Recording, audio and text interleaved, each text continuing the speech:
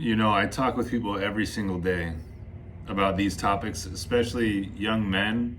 I go to the gym and I go to the sauna, and I'm in the sauna with guys in the men's locker room. And the majority of the guys that I talk with are in their 20s. And they're all telling me that, they engage in smoking weed, they engage in alcohol, they engage in lust, and they do these things and they know that they aren't the right answer. They know it's not the right answer. And I tell them I engage in all those things as well. And I just was wise enough to remove them. And that's what I encourage them to do. I share with them, what I do. I share with them just the message that I have within me that literally pierces through all the noise and gets right to the truth. Like, you are here for a reason. There's people that are depending on you. You are depending on you. Your family is depending on you. Your relatives are depending on you. Your siblings, your friends, like your family, your people are depending on you to wake the fuck up and get your shit together. I mean, it's so simple. Remove those things. Remove all the things that are not serving you, and all you'll be left with are the things that are serving you.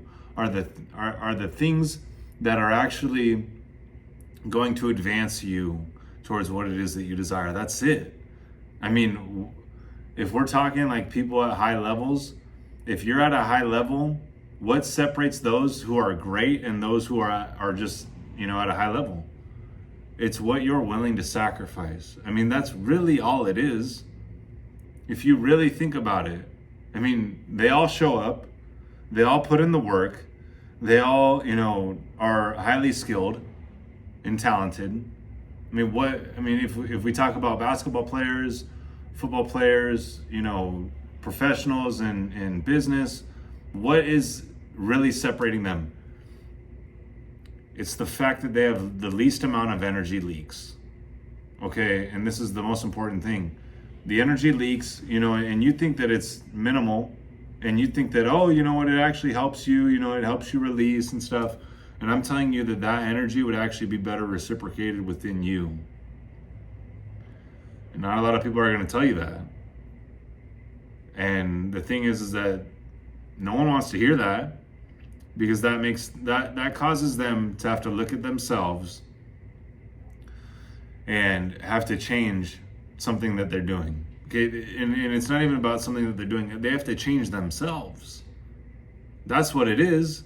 I mean, if you are engaging in smoking weed, every night, or, a few nights here and there, or, special occasions, or drinking, or whatever it may be, any vice, and you think that, it's harmless, I'm just doing it once a week or twice a week, I'm telling you that is taking from you.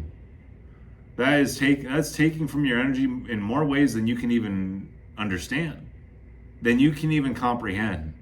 But I'm telling you that it's the truth. And you can deny it all you want. You can get upset about it all you want. You can get frustrated all you want. But I'm telling you that you would be better if you didn't do those things. I'm telling you that you would be more efficient if you didn't engage in those things. I mean, it's really that simple. If you have someone who's, in business and they're working on a business deal and they get emotional, the deal goes sideways, and they get emotional and they react, that could cost them the whole deal. Okay, dude, that is the most important thing. How do you handle adversity? And that's the thing. Are you able to actually sit with the stillness, sit with the uncertainty, sit in that discomfort, and allow what happened to happen? Without engaging, without, interjecting or, getting emotional and reacting in a manner that's out of character. I mean, that's really what it comes down to. How do you handle adversity? Okay, if you are engaging in any of the vices, you're opting out. I'm just going to put it bluntly. That's just what it is. If you are engaging in the vices, you're opting out. You're looking for a way out. Even if it's minuscule, even if it's the most minimal thing. Okay, we're over here, no vices.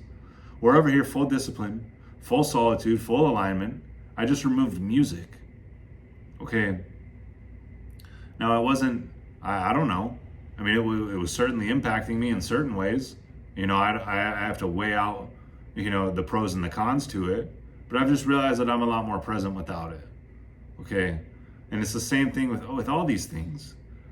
How willing are you to be right now in this moment with no stimulation? With no stimulation. That is the hardest thing for most people. They can't even sit still for 10 seconds without checking their phone or needing some form of stimulation, whether it's a drink, whether it's the TV, whether it's a podcast, whether it's a conversation, whether it's hanging out with someone, whether it's going for a drive in the car, or any of it. How at peace are you right now in this moment? That's going to determine the quality of your life. It's not about the highs. It's not about the accolades. It's not about the material possessions. Not about any of that shit. It's about how at peace are you with exactly where you are in the process. Because we're all going through the process. We're all going through a process. But I'm telling you, the more that you remove the vices and the negative things, the negative behaviors, the negative habits, the more you refrain from it, the more you start to elevate from within, and the more that you actually start to become aware of who He created you to be. Because that's all that you are. That's all that He created you to be. That's who you truly are underneath all the noise, all the distractions. And when you peel them back, you will start to actually realize it. But what people don't understand is that when you start to peel it back, you start to experience that pain and that discomfort. So, a week goes by, a month goes by, 6 months goes by, a year goes by, and they think that there's something wrong because they need that thing that they, dropped, whether it be the porn, whether it be the junk food, whether it be the drinking or the weed or drugs or whatever it is. And they go through that period of time where they refrain from it and they think that there's something wrong. I'm not the same. This sucks. Yeah, that's the point. Because out of that, you are being reborn. But people don't withstand that process long enough to actually realize that. And I'm telling you, there's a version of you that's on the other side of all that shit. When I quit drinking, when I quit doing drugs, when I quit all the vices, each one of them all came with a period after where there was a emptiness. Whether it be 6 months or a few months or a few weeks or a year, whatever it may be, there was a void. But the more time goes by, the less that you engage in it, the more it's alleviated and it's removed, and then you come out on the other side in consciousness and you realize, wow, that wasn't even me. I'm free now. I actually didn't even like engaging in those things. I was just captured by the devil. And this is what I'm telling you, all that stuff is all demons.